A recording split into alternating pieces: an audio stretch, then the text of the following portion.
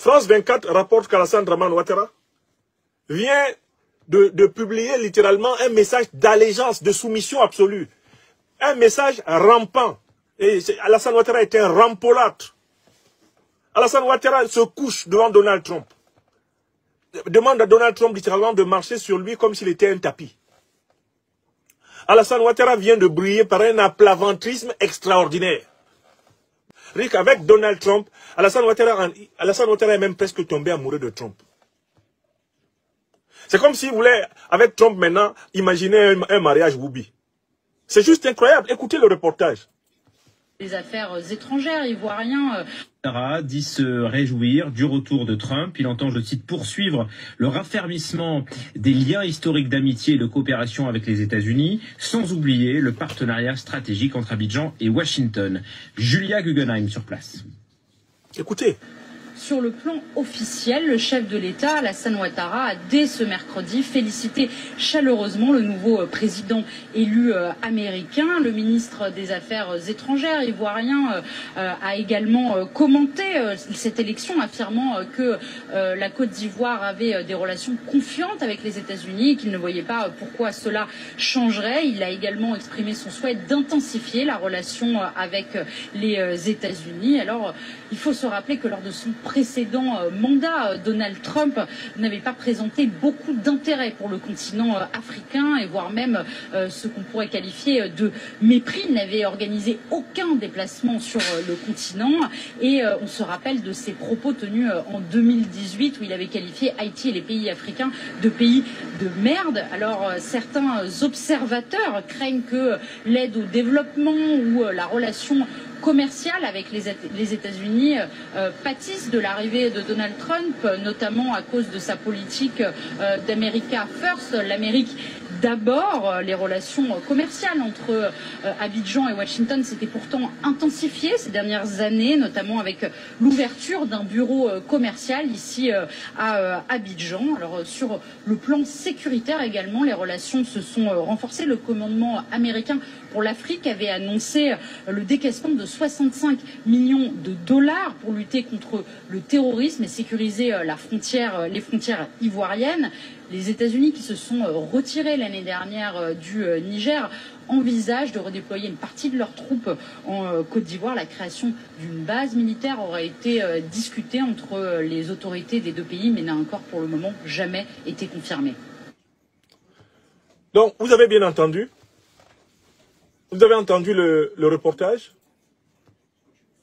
Il est clair que la place du continent... Vous avez entendu le reportage? Alassane Draman Ouattara était bras dessus, bras dessous avec l'administration Biden. Les officiers américains siègent maintenant à l'état-major de l'armée ivoirienne. Ils ont donné la région d'Odiéné pour une base militaire américaine. Alassane Ouattara a publiquement demandé aux Américains de venir renforcer leur présence militaire en Côte d'Ivoire parce qu'il compte sur eux pour défendre son régime. Puisqu'il sait que ce sont eux qui ont installé en Guinée-Conakry le régime de Mamadi Doumbouya. Alassane Ouattara a demandé à l'armée américaine de multiplier les exercices militaires conjoints avec l'armée ivoirienne aux frontières avec le Mali, aux frontières avec le Burkina, pour intimider, croit-il, eh bien, les FAMA du Mali, intimider les FDS du Burkina Faso. Alassane Ouattara, maintenant on le sait, il comptait sur l'armée américaine et l'armée française pour attaquer le Niger. Monsieur Jean-Marie Bockel, à l'occasion d'une audition, a laissé entendre que, au moment où Alassane Ouattara disait qu'il était prêt à attaquer le Niger, eh bien, l'armée française avait déployé 2000 soldats, eh bien, en Côte d'Ivoire, dans cette perspective. Jean-Marie Bockel l'a dit. Le représentant spécial du président Macron en Afrique l'a dit. Donc, en fait, la Côte d'Ivoire n'a jamais été aussi soumise à l'OTAN qu'elle l'est sous Ouattara, avec ses liens étroits avec les administrations Macron et Biden.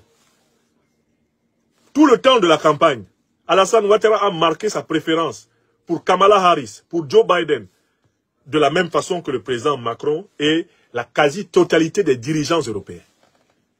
Ils ont misé sur le mauvais cheval, ils ont perdu, et monsieur vient ici dire que, vraiment, Donald Trump c'est son ami, mais c'est un ami personnel, Trump. Moi, quand j'étais à Washington, on allait jouer au casino ensemble.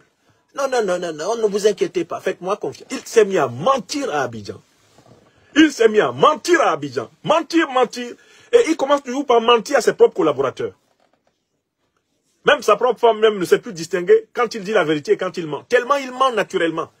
Il s'est mis à dire, mais ça tombe bien, mais Donald, c'est un ami personnel. Tu sais, Donald, d'ailleurs, c'est moi qui l'ai aidé à développer son empire.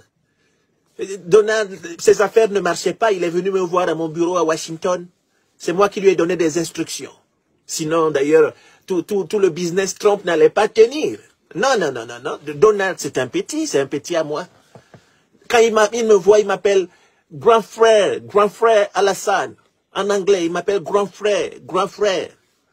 On dit, mais, président, en anglais, c'est pas comme ça qu'on dit grand frère, on dit big brother. Ah oui, il m'appelle big brother Alassane. Voyez la volte-face éhontée d'un tyran africain. Il veut jouer à l'ami de Trump. Il tombe amoureux de Trump, tout d'un coup comme ça.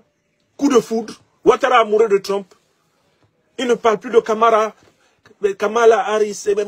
Mon ami personnel, Joe Biden. Mais Joe c'est un ami personnel. D'ailleurs, il sera réélu. Joe sera réélu.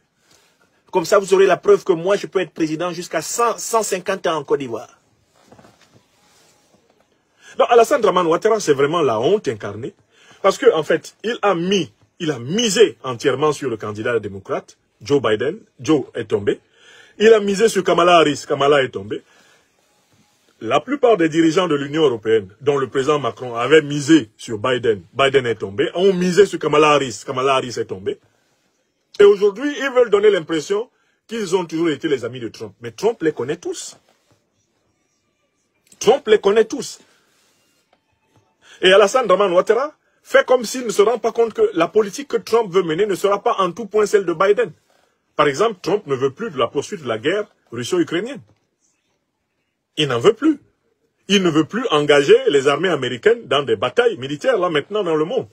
Il veut rééquilibrer les choses pour s'assurer du bien-être de sa population. Il est dans une politique isolationniste et protectionniste. Ce n'est pas la même politique que l'interventionnisme échevelé des démocrates, soi-disant donc démocrates américains. Donc, j'ai tenu à commenter ce point d'actualité, une fois de plus, pour vous montrer que les analyses de votre serviteur sont toujours corroborées par des faits. Soit votre serviteur vient avec les faits qui corroborent ces analyses, soit il vous dit ses anticipations, et par la suite, vous avez des faits qui viennent renforcer ce qu'il vous avait dit. C'est sous la forme comique du téléphone rouge que je vous ai dit que Ouattara allait se précipiter pour commencer à flatter Biden. C'est vrai ou c'est faux? Disons-nous la vérité ici. Je ne vous ai pas dit qu'il serait le chef des flatteurs. Ne vous ai-je pas dit que c'est Ouattara qui serait le commandant de la secte des aplaventristes qui vont venir flatter Trump, supplier Trump, dire à Trump qu'en fait, nous croyons que c'est Trump qui allait gagner. On était convaincus, hein. We were convinced that Donald Trump will gagner the election.